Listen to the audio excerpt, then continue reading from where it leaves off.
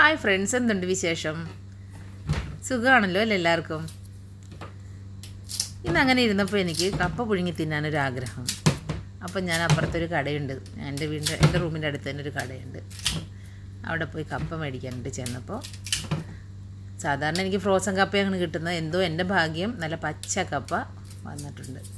ഇത് ഇന്നും കണ്ട വന്ന കപ്പയാന്ന് തോന്നുന്നു, കാരണം നല്ല ഫ്രഷാണ് കപ്പ. ഫ്രോസൺ കപ്പയെ വിട്ട് ഞാൻ ആ ഫ്രഷ് കപ്പ വാങ്ങി 2 എണ്ണം എടുത്ത് ബില്ലൊക്കെ പേ ചെയ്ത് റൂമിലേക്ക് വന്നു. അങ്ങനെ പുഴുങ്ങാനുള്ള ഭാഗത്തിന് വെട്ടിക്കഴിഞ്ഞപ്പോഴാണ് ഓർത്തത് മത്തി ഇരിപ്പുണ്ടല്ലോ, മത്തിയും കപ്പയും കൂടെ ഒന്ന് കുഴയ്ക്കാമെന്ന്. അതുകൊണ്ടാണ് ഇങ്ങനെ അറഞ്ചം പുറഞ്ചം കപ്പ ഇങ്ങനെ പുഴുങ്ങാനുള്ള ഭാഗത്തിന് വെട്ടിയേക്കുന്നത് കേട്ടോ.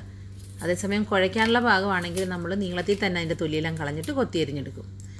ഇനിയിപ്പോൾ എന്ത് ചെയ്യാൻ പറ്റും? നമുക്കൊരു കാര്യം ചെയ്യും, കപ്പേനെ അങ്ങ് കഴുകി വൃത്തിയാക്കി എടുത്തിട്ട് ചെറുതായിട്ട് കൊത്തി എരിയണം.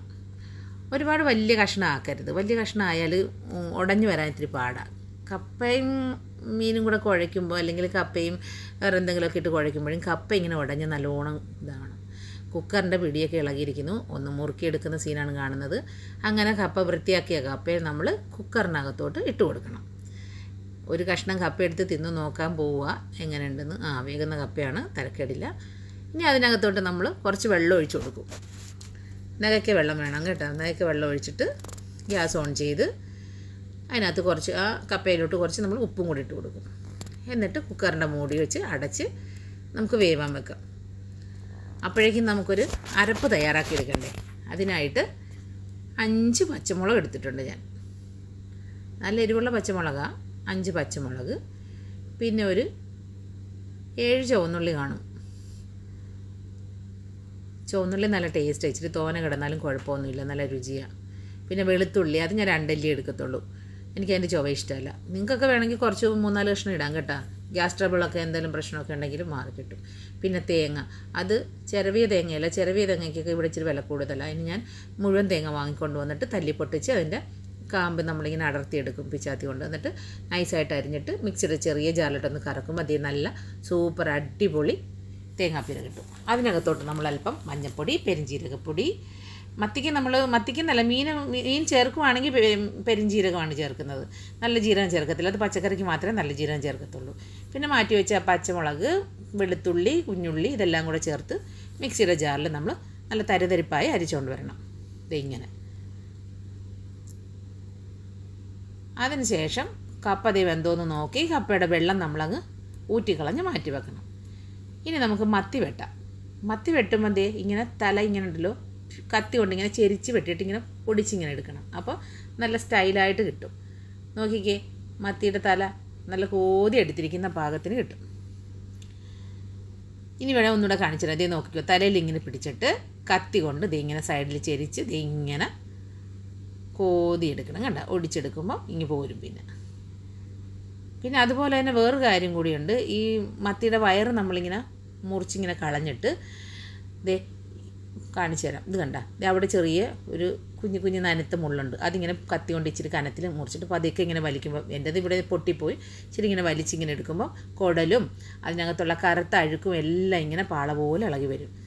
ഈ വൃത്തിയാക്കിയ മത്തിയെ നമ്മൾ മഞ്ഞൾപ്പൊടിയും ഉപ്പും ഇച്ചിരി കുടംപുളിയും ഇട്ട് വേവിക്കാനവിടെ വെച്ചിട്ടുണ്ട്.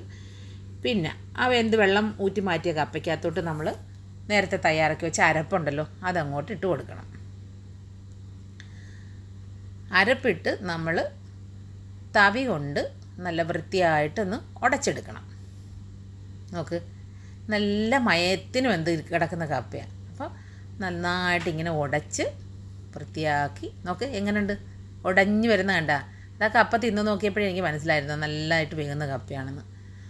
ഇനി ആ വെന്തിരിക്കുന്ന മത്തി നമ്മളിങ്ങനെ ഒരു പ്ലേറ്റിലോട്ട് മാറ്റിയിട്ട് മാംസം ഇങ്ങനെ അടർത്തിയെടുക്കണം. നല്ല ചൂടുണ്ട്. എനിക്ക് തിരക്കായത് കാരണം കൊണ്ട്, അതായത് പെട്ടെന്ന് കഴിക്കാം, ഉച്ചയ്ക്ക് കഴിക്കാൻ വേണ്ടിയിട്ടുള്ള പാകത്തിനാണ് ഞാൻ ഉണ്ടാക്കുന്നത്. അതുകൊണ്ടാണ് ഞാൻ പെട്ടെന്ന് അടർത്തിയെടുക്കുന്നത്. കൈ പൊള്ളിയിട്ടുണ്ട് കേട്ടോ നന്നായിട്ട്. നല്ല ചൂട്. ഇങ്ങനെ മാംസം മാത്രമായിട്ട് ഇങ്ങനെ അടന്നു വരും. നല്ല തണുത്ത് കഴിയുമ്പോൾ അതിൻ്റെ ഇങ്ങനെ വാലിൽ പിടിച്ചിട്ടൊന്നിങ്ങനെ കുടഞ്ഞാൽ മതി, അടർന്നിങ്ങി പോന്നോളും. ഇനി നമ്മൾ ഈ മീനിൻ്റെ മാംസവും ഈ അടർത്തിയെടുത്ത മീനില്ലേ അതും കുടംപുളിയും അതിനകത്ത് ആ വെന്ത് കിടക്കുന്ന കുടംപുളി ഉണ്ടല്ലോ, അതും കൂടെ നമ്മൾ അതിനകത്തോട്ട് ഇട്ട് കൊടുക്കും. പിന്നെ ഒരു കാര്യം പറയാൻ കാണിച്ചില്ല ഞാൻ, ഇനി നിങ്ങൾക്ക് കാണുമ്പോൾ ഇനി അയ്യോ അയ്യേ എന്നൊക്കെ പറഞ്ഞാലോ എന്ന് കരുതിയിട്ടാണ്.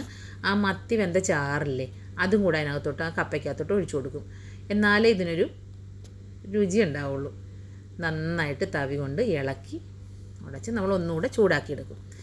ഇനി ഇതിന് നമ്മൾ ചൂടായി വന്ന കപ്പയ്ക്കകത്തോട്ട് ഉള്ളിയും കടുകും ഒഴിക്കും, കറിവേപ്പിലയും. പക്ഷെ അത് ആ വീഡിയോ എൻ്റെ നിന്ന് മിസ്സായിപ്പോയി, എല്ലാവരും ഒന്ന് ക്ഷമിക്കുക.